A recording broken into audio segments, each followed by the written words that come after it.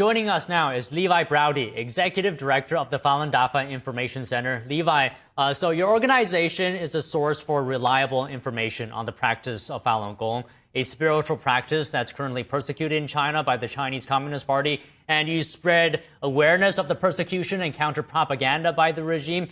Now, on January 8th, your team received a death threat that contained your name. Can you tell us what happened? Sure. On our website, people can submit questions, information, things like that. And this has happened a few times. Someone submitted a threat, not just to me, but to all the staff members that are publicly listed with my organization, essentially saying that we and all of our family members will be killed over the next, several weeks. I mean, how do you deal with that? You said this isn't the first time. It's numerous times. What goes through your mind? What is your mental state? Well, I think it shows, first of all, unfortunately, it wasn't a surprise, and it shows just how low the Chinese regime, its proxies, its thugs that is deployed around the world will go to try and silence communities who are openly critical of the human rights atrocities going on in China, as well as the transnational oppression happening abroad. And certainly my organization, the Falun Dafa Information Center, is right at the center of doing that. And so while it was not a surprise, it does sort of show just how low they'll go to try and intimidate us, to try and silence us. We've reported a lot about transnational repression by the Chinese regime. We've seen how the Chinese embassies act as propaganda organs for the Communist Party. How does this bode for countries like, for example, the UK, where a new Chinese mega embassy has been granted approval in central London, despite, much concern, criticism as well from human rights activists and politicians there? Just your comments. I think there's a fundamental problem with how people view the Chinese regime. Too often, they either view it as a normal government that is capable of sort of civil discourse and conducting itself properly. Really, it's a gang. I mean, if you look at this is a regime that is responsible for tens of millions of deaths of its own people over the many decades. This is a regime that, by most people's account, is currently engaged in not one, two, but three genocides, including Falun Gong.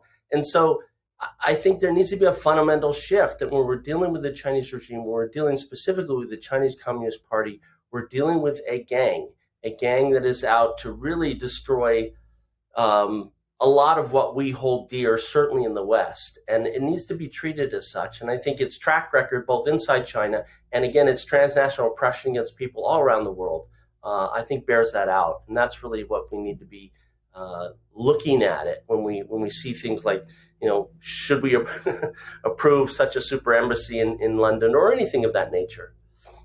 And Levi, I have to bring up another thing. The current Chinese embassy in London has previously sent threatening letters to theaters in London, trying to prevent them from hosting Shenyun Performing Arts.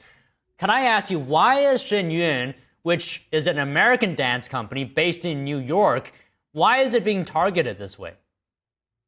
So Shenyun, from Beijing's perspective, Shenyun actually constitutes what comes close to an existential threat for two main reasons. One is that Shenyun is bringing back the authentic culture of China and putting it on the stage for the world to see. This is the culture that the Chinese regime tried to destroy because they wanted to replace it with adherents, admirers for the Communist Party. And so while they're trying to convert everybody in China to be good sort of citizens in the communist nation, in order to do that, they really had to try and destroy their homegrown culture. Shenyun is bringing that back. Shenyun is the renaissance, really, of Chinese culture. So that's the first reason. The second reason is Shenyun is very brave. It tells the full story of Chinese history, including modern China, the tyranny of the CCP, the heroism of Falun Gong and other types of people standing up peacefully to that tyranny. And that is a message that Beijing does not want anybody to see. And I know this is not just happening in London. Can you tell us about exactly the scope of this, where Shenyun is being targeted, and how long has this been going on? Sure. Actually, my organization did an exhaustive study of this, and we found that the Chinese regime has been targeting Shenyang in at least, and these are the incidents we just found, at least 40 countries around the world, and this has been going on for 20 years. And it spans the full gamut from high-level officials, sometimes the ambassador in a given country, threatening theaters, local government officials not to host Shenyang, all the way down to sort of grotesque thuggery type stuff, sabotaging Shenyang's vehicles, slashing their tires, threatening economic, sort of sanction type stuff if Shenyang is allowed to perform in a city, and sort of everything in between. They've jailed Shenyang performers' family members that are in China. They've thrown them in prison. So we've seen all kinds of things happen over the last 20 years, and I think that it has, in the last 2 years, escalated dramatically. And one of the key examples of that is, of course, all these death and bomb threats that theaters around the world, governments around the world, my organization, other elements of the Falun Gong diaspora has been targeted with these bomb threats and these threats to mass shootings for the last 2 years. And some of those threats, particularly the ones that were sent in Taiwan, were actually traced back to China. So we know where it's coming from. This is the kind of thing they're engaged with. Okay, Levi, before we let you go, I'd just like to have you reiterate again to our viewers why the Chinese regime goes to such lengths, making bomb threats to theaters, sending death threats to organizations like yours. What's the objective here? Why is this level of control or influence happening outside of China itself? It's doing this to try and silence Shenyang or scare Americans to not want to go see Shenyang because of Shenyang's message.